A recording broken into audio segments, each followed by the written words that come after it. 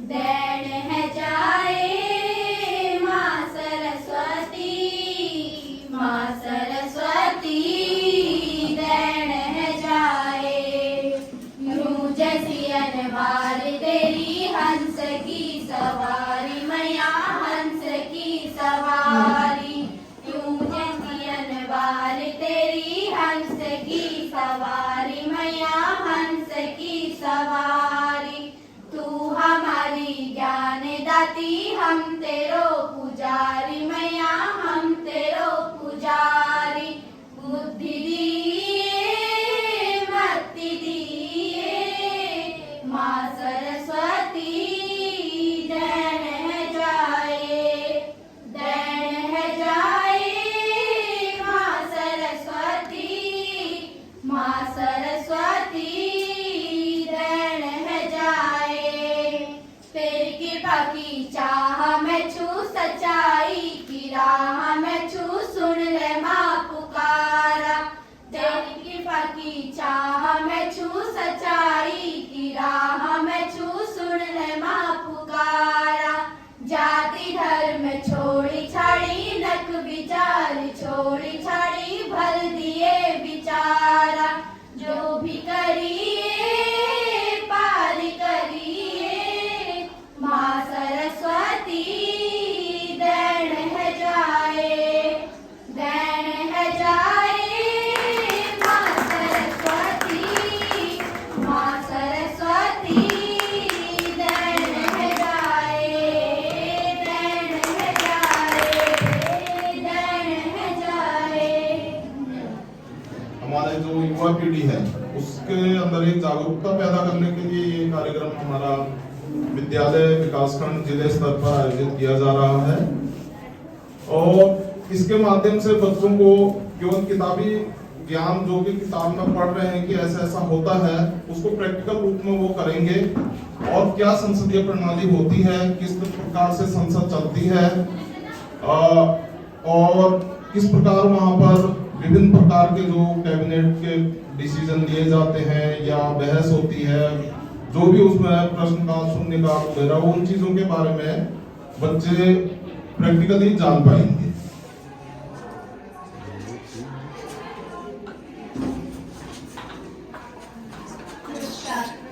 हमारी पार्टी सरकार के खिलाफ अविश्वास प्रस्ताव लाना चाहती है। यह उसका नोटिस है।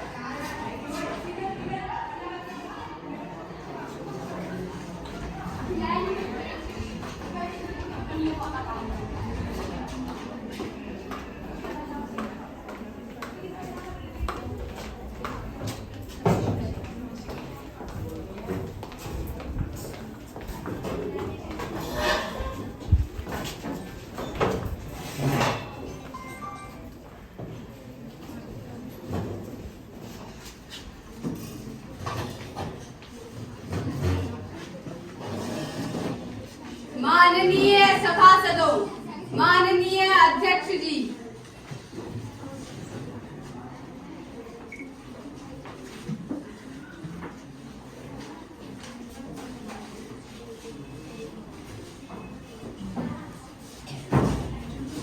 प्रश्नकाल शुरू हुआ। क्वेश्चन नंबर 141, डिम्पल जी।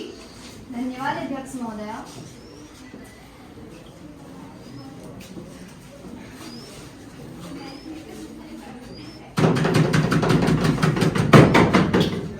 प्रश्नकाल पूर्ण हुआ।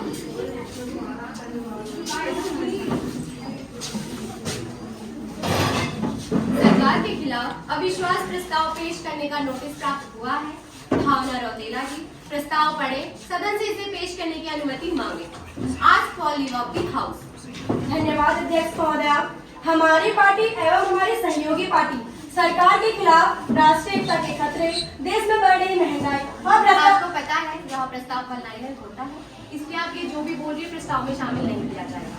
आप एक लाइन का प्रस्ताव पढ़िए, वह अनुमति मांगे। महोदया, यह सदन मंत्री परिषद में अविश्वास व्यक्त करता है। जो सदस्य इस प्रस्ताव के पक्ष में है वे अपनी अपनी सीट पर खड़े हो जाएं। 50 सदस्य हो गए हैं। The league is granted. सभी को सूचित किया जाता है कि कल दिनांक 18 नवंबर 2023 2022 को अविश्वास प्रस्ताव पर चर्चा की जाएगी। चर्चा के दौरान प्रश्नकाल स्थगित रहेगा। चर्चा के बाद मत विभाजन किया जाएगा। चर्चा में बोलने का किस पार्टी को कितना समय दिया जाएगा ये आपको सूचित कर दिया जाएगा। एक दिन बाद में हो गया। अध्यक्ष को निर्धारित करने सदन कल तक के लिए स्थगित किया जाता है।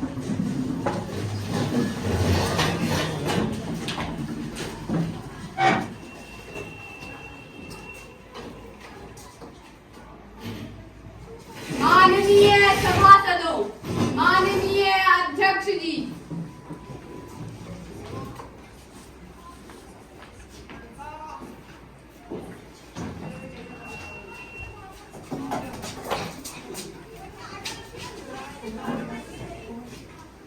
सदन की कार्रवाई शुरू की जाती है। आज अविश्वास प्रस्ताव पर चर्चा की जाएगी। भावना रौतेला जी। धन्यवाद अध्यक्ष महोदया।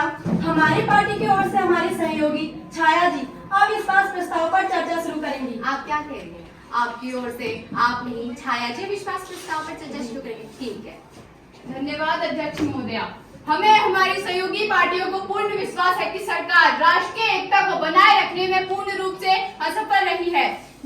सरकार को जनता ने बहुमत दिया, सरकार पर विश्वास किया, किंतु सरकार प्रत्येक मोर्चे पर विफल रही है। जहां हम अखंड भारत की बात करते हैं, वहीं अध्यक्ष महोदया भारत का खतरा बाहरी शक्तियों से कम घर के अंदर ज्यादा है। सांप्रदायिक दंगे निरंतर भारत में बढ़ रहे हैं। समुदायों के बीच खाई पड़ रही है, जिससे राष्ट्रीय एकता खतरे में आ गई है। क्या गृह मंत्री जी जवाब दे सकेंगे कि देश की इस हालत का जिम्मेदार कौन है? या प्रधानमंत्री जी बताएंगे कि विश्व गुरु बनने का जो सपना हम संजोए हैं, लेकिन भारत को एक बनाए रखने में हम असफल हो रहे हैं।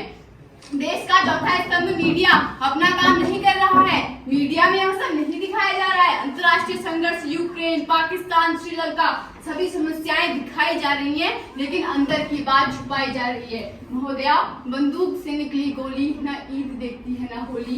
बंदूक से निकली गोली न ईद देखती है न होली। सजती है तो बस बेगुनाहों के खून की रंगोली। सजती है तो बस बेगुनाहों। महोदया, एनसीबी की रिपोर्ट के अनुसार 2021 में पूरे देश भर में कुल 378 सांप्रदायिक दंगे हुए थे और वर्तमान समय में भी हिंसक घटनाओं में निरंतर बढ़ोतरी हो रही है। देश में तनाव को बढ़ाने का प्रयास किया जा रहा है, जिससे देश की एकता को चोट पहुंच रही है। आपका टाइम हो गया, बैठ जाइए। सत्ता पक्ष।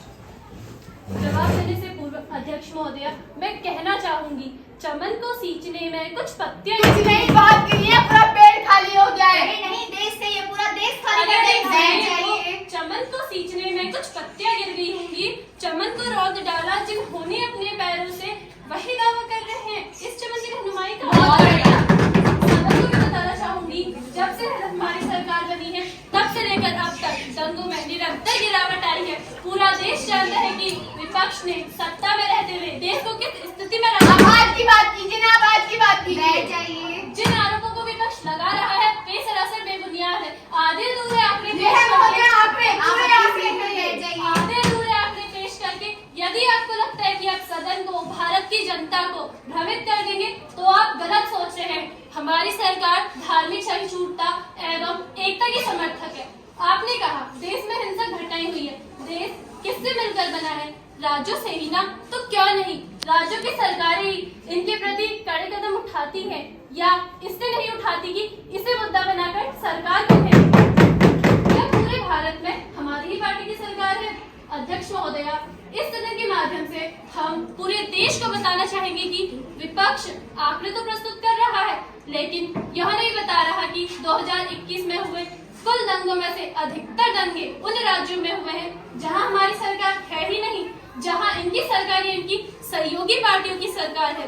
आरोप लगा रहे हैं कि मीडिया अपना काम नहीं करेगी। अरे हमने तो मीडिया पर सेंसरशिप भी नहीं लगाई। किस सेंसरशिप की बात कर रहे हैं आप? जब मीडिया पर इतनी रोक है तो हमें सब कुछ ला कहां से रहे हैं? बैठ जाइए। अरे आप तो बैठ क्या जाइए। इतना मीडिया हाउस चला रहे हैं? ठीक है, आपका या टाइम हो गया, देश की बैठ जनता जाइए। को भ्रमित किया जा रहा है। विपक्ष।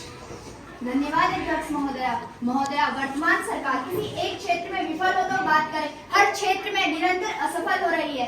भारत में कोरोना के बाद एक महामारी तेजी से बढ़ रही है, वो है महंगाई। महंगाई बढ़ रही है, रोजगार के अवसर घट रहे, रोजमर्रा की चीजें आम जनता की पहुंच से दूर हो गई। कुटीर उद्योग जिन्हें महात्मा गांधी भारत के विकास का आधार मानते थे, वो महंगाई के कारण लगभग खत्म हो गए। फैक्ट्रियां बंद हो रही है, सरकार इस ओर ध्यान नहीं दे रही है। इसमें वाले गरीब मजदूरों की नौकरियां जा रही हैं। वर्तमान सरकार बड़े उद्योगपतियों को कर्ज देने व उनके घर बनने में लगी है। महोदया, भारत में खुदरा महंगाई दर 7.79% पर पहुंच गई है, जो कि 8 साल में सर्वाधिक है। महंगाई 30 साल का रिकॉर्ड तोड़ चुकी है। भारत की जनता भूखे सोने में मजबूर हो रही है। 2021 की ग्लोबल हंगर इंडेक्स रिपोर्ट को देखें तो भारत 116 देशों में से 101वें स्थान पर है। सन 2000 में 83वें स्थान पर था। सन 2016 में 97वें स्थान पर था। इसमें निरंतर गिरावट आ रही है। मतलब कि भारत में भूखे सोने वाले लोगों की संख्या में वृद्धि हो रही है। क्या सरकार को 2 वक्त की रोटी के लिए तरसते लोग नजर नहीं आ रहे? महोदया, हमारा पड़ोसी देश पाकिस्तान इस रैंकिंग में हमसे ऊपर है। कौटिल्य ने भी राजा पर जन कल्याण का अंकुश लगाया था। जो राजा जनता से कर लेकर अपना कोष भरता हो, उसे इसे जन कल्याण में लगाना चाहिए, अन्यथा जनता विद्रोही होगी। आप तो राजा भी नहीं है, आपको तो जनता ने चुना है, तो क्यों आपकी जनता भूखी सो रही है? महात्मा गांधी ने सर्वोदय की बात कही थी, लेकिन वर्तमान सरकार देश के 90% जनता का अस्त करके 10% लोगों का उदय कर रही है। एलपीजी सिलेंडर के दाम लगातार बढ़ रहे हैं। आज भी गरीब महिलाएं चूल्हा फूंक रही हैं। भारत के हाल हाथी के दांत दिखाने के कुछ और खाने के कुछ हो गए। घरों में बल्ब लटका दिए गए हैं, लेकिन बिजली का बिल महंगा है। घरों में सिलेंडर तो है, लेकिन भरवाने के पैसे नहीं है। घरों में कढ़ाई तो है, लेकिन उसमें सब्जी नहीं है। प्रधानमंत्री जी ने मुफ्त नल भी लगा दिए हैं, लेकिन उनमें पानी नहीं है। ऐ खाके वतन, तुझसे मैं शर्मिंदा हूँ बहुत। महंगाई के इस मौसम में त्योहार आन पड़े। याद रखिए, जनता जाग गई तो अगले चुनाव का इंतजार भी नहीं करेगी। सभी नेता सत्ता छोड़ भागते हैं। कौन भागेगा, किससे कह रहे हैं आप? भाषा पर नियंत्रण रखिए, आप बैठिए। सत्ता पक्ष। धन्यवाद अध्यक्ष महोदया। डिम्पल जी बहुत अच्छी वक्ता है, इसमें कोई तो राय नहीं है, लेकिन जब दिल और दिमाग का द्वंद्व होता है तो अच्छा खासा वक्ता भी डगमगाता है। वो हमने देखा आज उन्होंने जो विचार रखे, ऐसा लग रहा था कहीं का रोड़ा भानुमति ने चाणक्य, महात्मा गांधी, आप सबको ले आए, लेकिन किसी भी वास्तविक स्थिति को सदन के समक्ष नहीं रखा। आपने ग्लोबल हंगर इंडेक्स की बात करी। मैं आपको बता दूं, इस रिपोर्ट को सरकार पूर्व में ही खारिज कर चुकी है। आपके नाम आने से रिपोर्ट बदल नहीं जाएगी। बैठ जाइए। जिस प्रक्रिया का प्रयोग कर इस रिपोर्ट को तैयार किया गया है, बहुत सरासर निराधार है। आपको क्या लग रहा है कि आप तक किया कच्ची सब्जियां खाकर सदन में बेमतलब का हंगामा करके सस्ता में आ जाएंगे? मैं आपको बता दूं, इससे विपक्ष की छवि भारत की जनता के सामने और धूमिल हो रही है। आप अपनी चिंता कीजिए, अपनी छवि की चिंता कीजिए। बिना अनुमति ना बोली, आपको समय दिया गया था, बैठिए। महोदया, हम मानते हैं महंगाई बढ़ी है, मना नहीं करते। रूस यूक्रेन युद्ध, अंतर्राष्ट्रीय बाजारों में बढ़ती तेल कीमतें, मानसून का खराब होना, कोरोना महामारी, ऐसी कई समस्याओं का कारण यह हुआ। हमारी सरकार का प्रयास है कि भारत में कोई भूखा ना सोए, इसलिए हमारी सरकार कई योजनाएं चला रही है। भारत के प्रत्येक नागरिक की बुनियादी जरूरतें पूरी। वर्तमान में भी भारत में विकसित देशों से महंगाई कम हुई है। Nation nutrition mission, zero hunger programme, ऐसी कई योजनाएं हमारी सरकार चला रही है। माननीय प्रधानमंत्री जी हमेशा अपनी गरीब जनता के लिए चिंतित रहती है। वैसे आपका काम है भी क्या? केवल बोलना, और हमारा काम है अपनी जनता की सेवा करना, जो कि हम कर भी रहे हैं। भारत सबसे तेजी से बढ़ती अर्थव्यवस्था की विकसित देशों की बराबरी करेगा। भारत में मंदी आने की दूर दूर तक कोई आसार नहीं है। जब आपने इतनी रिपोर्ट बता ही दी, तो अपनी यूएनडीपी की रिपोर्ट के बारे में बताना चाहिए था ना। चलिए मैं बता दूं। महोदया, यूएनडीपी की रिपोर्ट के अनुसार भारत में गरीबी रेखा से नीचे रहने वाले लोगों की संख्या में कमी आई है। यह हमारी सरकार की उपलब्धि, गरीब कल्याणकारी योजनाओं की उपलब्धि। प्रश्नकाल में, चर्चा में हमारी सरकार महंगाई के मुद्दे में बात कर चुकी है, लेकिन विपक्ष तो मानने को भी तैयार नहीं। मैं विपक्ष से कहना चाहूंगी कि आपको शर्म आना चाहिए। जिस मुद्दे को लेकर अपने सहयोग की भावना दिखानी चाहिए थी, आप उसे हथियार बनाकर अविश्वास प्रस्ताव लाए हैं। आप भी जानते हैं विश्व में महंगाई की हालत क्या है। अंतर्राष्ट्रीय बाजारों में बढ़ती कीमतों के कारण घरेलू कीमतें बढ़ रही हैं, लेकिन आपको तो बस अपनी राजनीतिक रोटियां सेकने से मतलब है। वर्तमान में विपक्ष के हाथ है कि माझी न रहे, हक में हवाएं हैं, न माझी न रहे, हक में हवाएं हैं, कश्ती भी जर्जर। ये कैसा सफर है? विपक्ष। धन्यवाद अध्यक्ष महोदया। सुबह से सदन में आरोप प्रत्यारोप चल रहे हैं, लेकिन भारत की जनता इस सदन के माध्यम से देख रही है कि कैसे हर एक मुद्दे पर गोल मोल बातें करके उन्हें गुमराह करने का प्रयास किया जा रहा है। महंगाई की मार तो है ही, रोजगार नहीं है लोगों के पास। भारत की जनता को दोगुनी मार पड़ रही है। ऐसा नहीं है कि केवल ग्रामीण बेरोजगारी बढ़ रही है, शहरी बेरोजगारी की भी यही हाल है। वर्तमान सरकार करेला वो भी नीम चढ़ा हो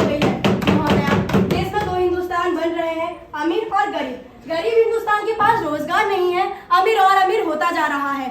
महंगाई और बेरोजगारी दो अलग ही, दोनों एक ही मुद्दे हैं जो एक दूसरे से जुड़े हैं। आप कहते हैं हम चुनाव जीते हैं, हमारे पास बहुमत है। बेशक आप चुनाव जीतिए, लेकिन जिन्होंने आपको सत्ता दी है उस आम जनता के लिए भी तो कुछ करिए। इसलिए जैसा कि डिम्पल जी ने कहा, वो भूखे सो रहे हैं। राशन कार्यक्रम चलाएगा। हाँ, आपकी सरकार कहती आई है, आपकी सरकार फ्री में राशन बांट रही है। आप फ्री में कुछ नहीं देते, निःशुल्क कहिए, ये आप अपनी जेबों से नहीं देते, आप देते हैं क्योंकि आप कर वसूलते हैं। महोदया, अब सत्ता पक्ष का बेबस जनता पर अत्याचार सर के ऊपर चढ़ चुका है। दिनकर जी की कविता की कुछ पंक्तियां याद आई हैं। होता बुडोल भवन डर उठते हैं, जनता जब कोपाकुल हो भुकुटी चढ़ाती है। दो राह समय के रथ को घर घर नाद सुनो, दो राह समय के रथ को घर घर नाद सुनो। सिंहासन खाली करो कि जनता आती है, सिंहासन खाली करो कि जनता आती है। सरकार कहती है हम रोजगार बढ़ा रहे हैं, रोजगार दे रहे हैं, लेकिन किसे?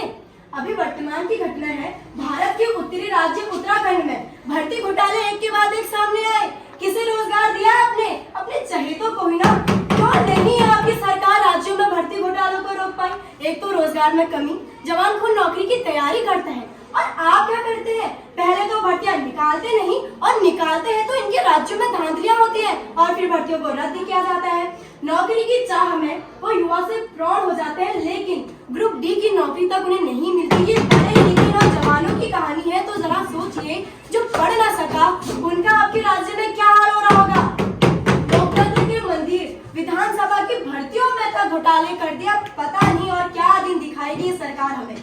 जिस युवा को देश के लिए कुछ करना था, अपने को गरीबी से उभारना था, वो क्या कर रहा है? बैनर लेके कभी किसी संस्था के सामने, कभी विधानसभा, कभी मुख्यमंत्री आवास, तो कभी रोडों पे नारे लगा रहा है। जिस बेरोजगार युवा ने आपको अपना मत दिया, जिसे वह सत्ता में लाए, वही उसे लूट गया। मेरा जमीर मेरा एतबार बोलता है, मेरा जमीर मेरा एतबार बोलता है, मेरी जुबान से मेरा हिंदुस्तान बोलता है, मेरी जुबान से मेरा हिंदुस्तान बोलता है। सत्ता पक्ष। महोदया, विपक्ष की झटपटाहट साफ नजर आ रही है। जनता को विश्वास था कि इनकी पार्टी देश चलाने लायक नहीं है, इस कारण हमारी पार्टी को पूर्ण बहुमत है और हमारी पार्टी पूर्ण रूप से जनता की आकांक्षाओं पर खड़ी उतरी है। काम किया है, काम करेंगे, विकास किया है, विकास करेंगे। सत्ता में आए हैं, सत्ता में आते रहेंगे, सत्ता में आए हैं, सत्ता में आते रहेंगे। आप सब किस भाषा का प्रयोग हो रहा है सदन में? बैठ जाइए। महोदया, देश में यदि कोई वर्ग सर्वाधिक बेरोजगार है, वो है विपक्ष। ना इनके पास रोजगार है, ना काम करने की इच्छा, बस खा के एसी में बैठकर सरकार के प्रत्येक कार्य की आलोचना करना।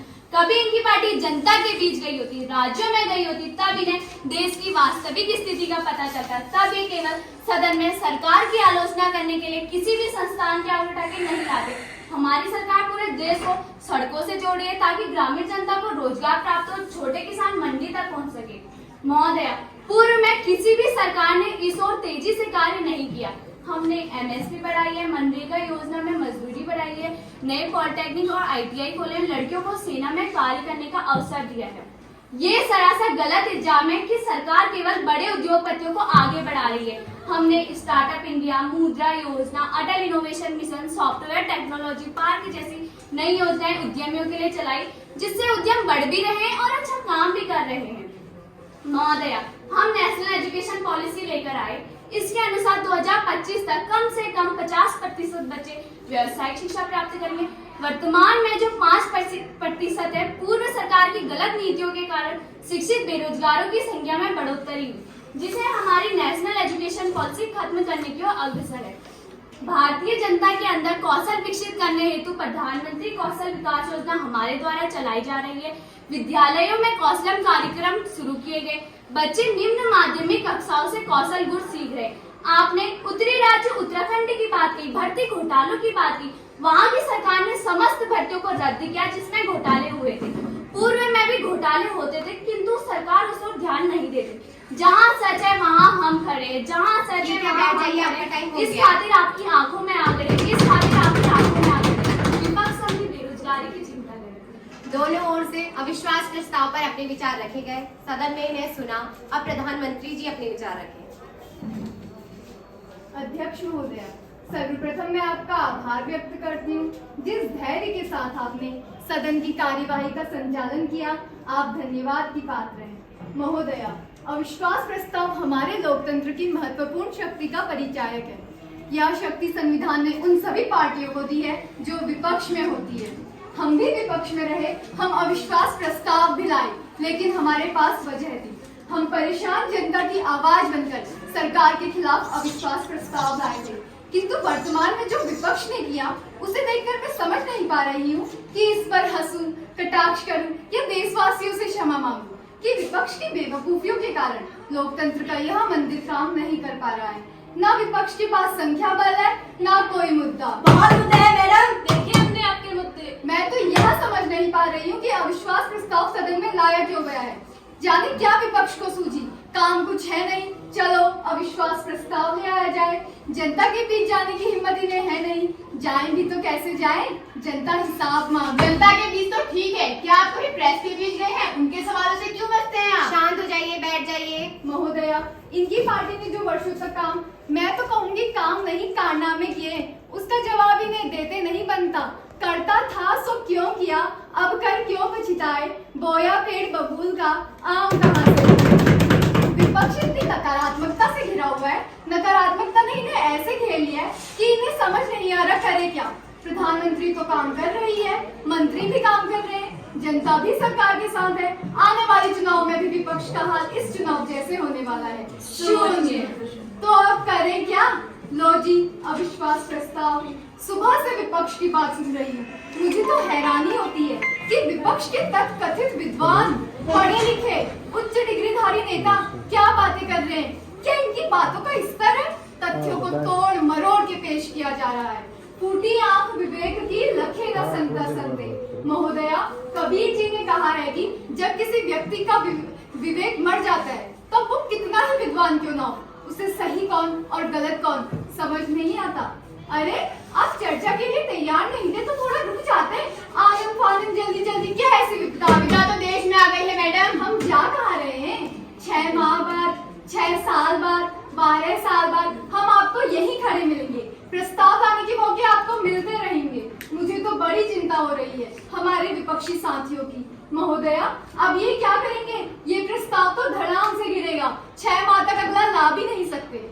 महोदया, देश में हमारी सरकार आने के बाद शांति है, अंतर्राष्ट्रीय स्तर पर देश का मान सम्मान बढ़ रहा है। भारत की अर्थव्यवस्था $3 ट्रिलियन की हो गई है, विश्व की 5वीं सबसे बड़ी अर्थव्यवस्था बन गया है भारत। पड़ोसी देश भारत के विकास से भयभीत है, लेकिन विपक्ष अपने अहंकार के आगे कुछ देख नहीं पा रहा है। अहंकार इस बात का है, अरे सत्ता तो हमारी है, ये गरीब लोग सत्ता में कैसे आ गए? ये कहते हैं भारत की जनता भूखी सो रही है, प्रधानमंत्री आंखें बंद करें। तो मैं बता दूं, हमसे ज्यादा रोटी की कीमत कोई नहीं जानता। भूखे सो के, संघर्ष करके यहाँ तक पहुँचे। ये जो आप हमें यूं उठा रहे, लोकतंत्र ऐसे नहीं बनता। यहाँ हम खुद आके नहीं बैठे, जनता ने हमें बैठाया है। जनता जनार्दन की शक्ति से आप अभी भी परिचित नहीं हुए। उसी जनता ने आपकी पार्टी को सत्ता में आने लायक नहीं समझा। आपकी पार्टी जब सत्ता में थी तो कुछ विशेष वर्गों के लिए काम करती थी, संकुचित मानसिकता के साथ काम करती थी। लेकिन हमारी पार्टी ने अंतिम पंक्ति में खड़े लोगों तक का विकास किया है, साथ ही देश का मान सम्मान विश्व स्तर पर बढ़ाने का प्रयास किया है। जहाँ एक और शौचालय, बिजली, सड़क, बीमा सुरक्षा कवच, आधुनिक खेती की ओर ध्यान दिया, वही भारत में निवेश बढ़ाने, भारत को आधुनिक भारत बनाने का कार्य किया।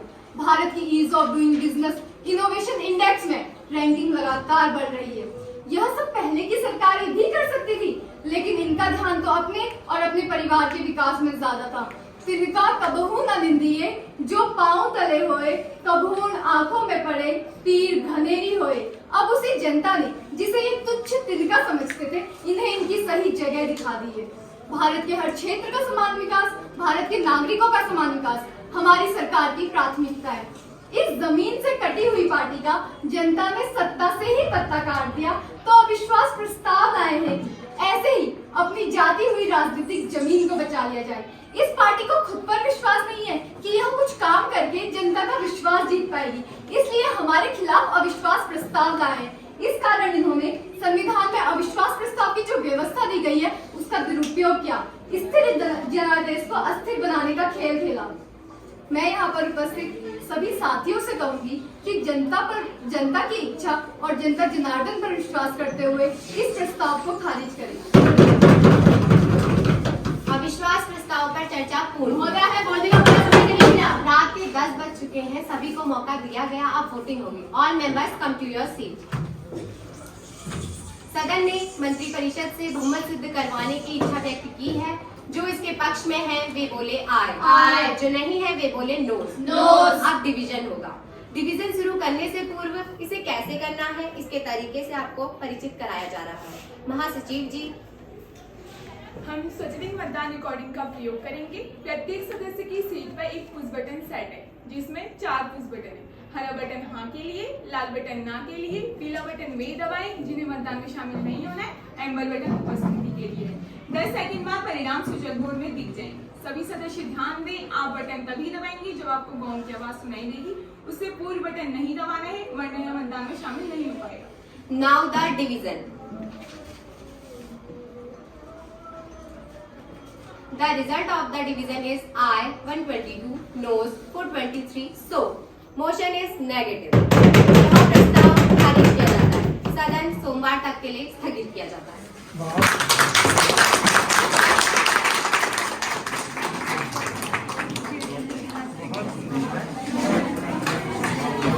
प्रदर्शन किया, हमारे लिए प्रथम द्वितीय श्रेणी निकालना बहुत मुश्किल था और सभी बच्चों ने बहुत अच्छा प्रदर्शन किया।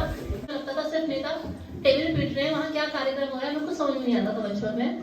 तो जब इन बच्चों ने खुद वो प्रयास किया, एक मिनी संसद, युवा संसद अपने सामने जब उन्होंने प्रस्तुत करी, तो बहुत कुछ उन्होंने खुद भी सीखा होगा। और जब हमने इनके प्रयास देखे तो हमें भी बहुत कुछ सीखने को मिला कि कैसी प्रक्रिया उसके अंदर होती है, कैसे प्रस्ताव पारित किए जाते हैं, कैसे लाए जाते हैं, कैसे सत्र वहाँ बदले जाते हैं। जैसे विज्ञान के विषय होते हैं, हम प्रैक्टिकल से बहुत कुछ सीखते हैं। तो ये जो सामाजिक विज्ञान के विषय हैं, ये अभी तक प्रैक्टिकल का उनमें नहीं होता था, बच्चे सब थ्योरी पढ़ते थे।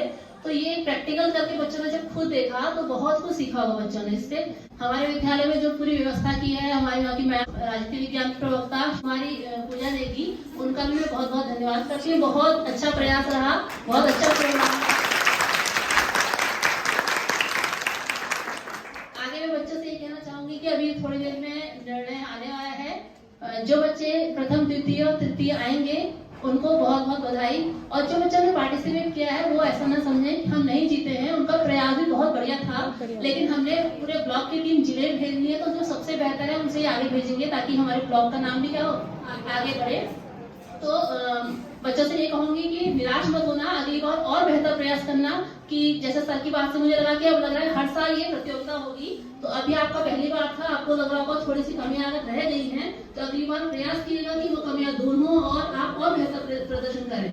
हम लोग सुनते हैं कि संसद में ऐसा होता है वैसा होता है, हम पढ़ाते भी हैं कि वहाँ कानून बनते हैं, किस तरीके से बनते हैं, दोनों सदनों में बनते हैं। लेकिन जो सामने जो है, जो जिस चीज के लिए बनाई गई है युवा संसद, इसका जो मेन मकसद ये है करके सीखना। अगर देखा जाए तो हर व्यक्ति को राजनीति की जानकारी अवश्य होनी चाहिए, क्योंकि हमारे देश का और हमारे बच्चों के भविष्य का निर्माण का पौधरोपण वहीं से होता है। अगर देश की नीतियां अच्छी बनेंगी तो उसका परिणाम निश्चित तौर पर अच्छा होगा। आप सब जानते हैं कि लोकतंत्र में संविधान अगर लोकतंत्र का भगवान है तो संसद उसका मंदिर है, और मंदिर में क्या होता है, उसकी गरिमा कैसी होती है, ये हमें सीखना है। क्योंकि आने वाले समय के हम लोग पुजारी हैं, उस मंदिर में हम पुजारी हैं। और कहते हैं कि जो 1952 का जो चुनाव था वो दुनिया लोकतंत्र के इतिहास में मील का पत्थर है। आज दुनिया में कहीं लोकतंत्र के बारे में अध्ययन करना है तो इंडिया के 1952 के चुनाव का दिन गया था। तो उसने ये साबित किया कि दुनिया में लोकतंत्र कहीं भी कभी भी और कैसी परिस्थितियों में स्थापित किया जा सकता है। उसके लिए कोई परिस्थितियां नहीं चाहिए। अमीर होना गरीब होना सब सेकेंडरी बात होती है। प्राइमरी बात होती है कि जनता क्या चाहती है, जनता में इच्छा शक्ति है नहीं है। और हमने दुनिया के आगे नजीर पेश की। और उस समय जब हमारे देश में संसद तैयार हुई थी, वो संसद ऐसी तैयार हुई थी कि जिसका आज तक कोई तुलना नहीं है, और समय के साथ साथ उसमें गिरावट आई है। सबसे बड़ी बात तो ये थी कि जो पहली संसद में लोग थे वो लोग थे जो स्वतंत्रता संग्राम में शामिल हुए थे। उनके आंखों में सपना था भारत का, और उन्होंने सपने को जीवित करने के लिए वहां पर अपना दमखम लगा दिया। तो युवा संसद का मकसद यही है कि आप लोग राजनीति से प्रेरित होइए, अपना करियर इसमें बनाइए और देश के बड़े बड़े जो संवैधानिक पद है, चाहे वो प्रधानमंत्री का हो, राष्ट्रपति का हो या अन्य मंत्रियों का हो, उनको प्राप्त करिए और इस देश को एक दशा और दिशा दीजिए। हमारे मध्य 3 यहाँ पर निर्णायक मंडल थे और उन्हें बखूबी अपने इस कार्य को अंजाम दिया है। 68.33 अंक प्राप्त करके तीसरा स्थान प्राप्त किया है राजकीय इंटर कॉलेज रिखोरी ने। 78.33 अंक प्राप्त करके इस प्रतियोगिता में द्वितीय स्थान प्राप्त किया है राजकीय इंटर कॉलेज ऊंचाकोट ने।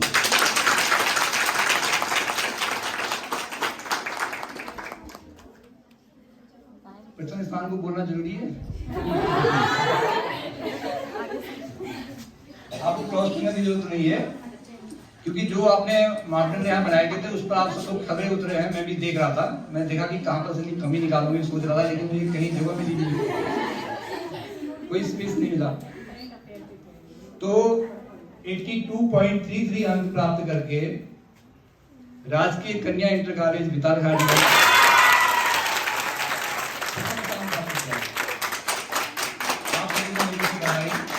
और आपकी जो गाइड हैं उनको भी सुन लगाई। आप लोग मैं आप लोगों के प्रतिभागी को देख के लग रहा है कि इसे महिला सशक्तिकरण इसे कहते हैं। जो ये होता है ना, हम बोल देते हैं मुझसे ऐसा होना चाहिए, जब व्यवहार में तो होना चाहिए। आप देखिए कितनी सब ज्यादा फीमेल ज्यादा यहाँ पर है, और जिस तरह से आप लोगों ने प्रेजेंटेशन दे रहे थे, ये लगता है कि महिलाएं सशक्त हो चुकी हैं, बहुत ज्यादा सशक्त हो गई है। तो संघर्ष नहीं होना चाहिए, ठीक है, सशक्तिकरण ठीक है, और आगे जाके संघर्ष न हो जाए ये मत करिएगा। तो जीजीआईसी ने बहुत ज्यादा दर्शन किया, एक पार्टी से यहाँ जो बैठा हुआ था अध्यक्ष से लेकर के तो लास्ट विपक्ष का आखिरी कोने तक मैं देख रहा था, बिल्कुल सधे हुए बाण थे उनके, शब्दों का बिल्कुल चयन बहुत बेस्ट था, कहीं पर भी कोई वर्तन की गलती नहीं थी। और ऐसी टीम अगर ब्लॉक का प्रतिनिधित्व करेगी तो ब्लॉक के लिए भी गरिमा की बात होगी। हम भी वहाँ का जिन्होंने प्रथम स्थान प्राप्त किया है राजकीय कन्या इंटर कॉलेज टीम लीडर सुश्री पूजा देवी को